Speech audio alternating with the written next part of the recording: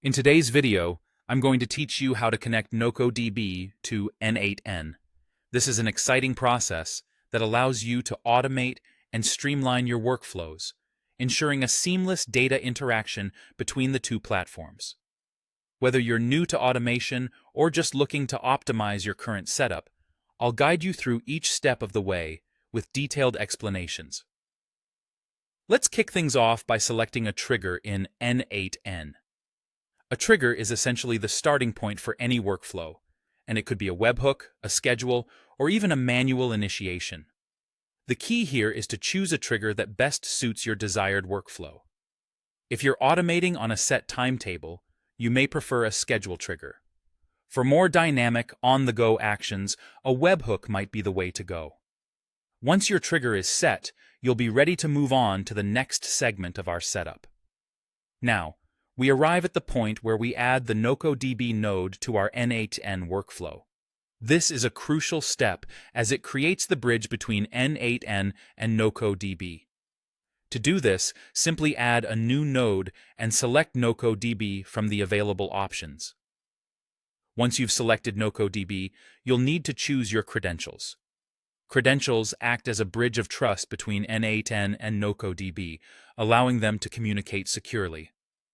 If you haven't set up your credentials yet, now is the perfect time to do so. Just make sure to double-check that everything is correct to prevent connectivity issues down the line. From here, it's time to choose the operation you wish to perform. NocoDB offers a number of operations like create, fetch, update, and delete. Select the operation that aligns with your goal within the workflow. For instance, you might want to create new records, fetch existing data, update information, or delete entries as part of your automation process. Your chosen operation should reflect what you aim to achieve with your data. Next comes the mapping of fields according to your table schema.